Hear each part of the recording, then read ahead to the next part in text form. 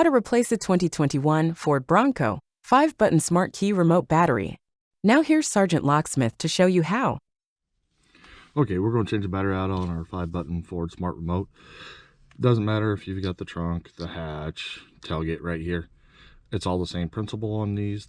Just the button configuration will be a little bit different. That's it.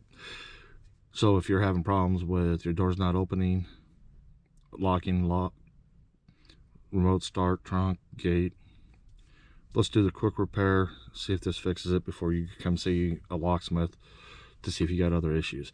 First things first, if the keys are attached to it, doesn't matter, leave them on. Remove emergency blade. I like using a flat tip screwdriver for this. It's just me. Notice this is where your emergency blade is. Come to the opposite side, you'll see this indentation. Take your flat tip, put it in there, just twist it and twist. You notice it wants to pop up. I don't pry on it because you can break the little tab that sits in here. I like to take the flat tip and just slide it in right over here on the side. Pops up.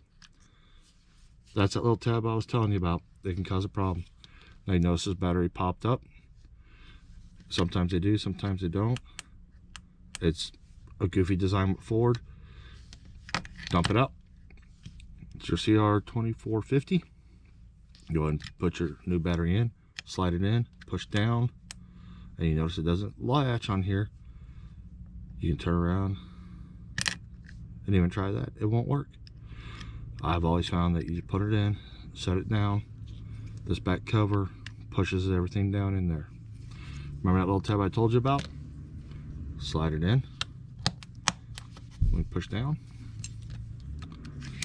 And there you go. You've changed it. Hey, if you would give me a thumbs up, comment down below. Thanks again for watching.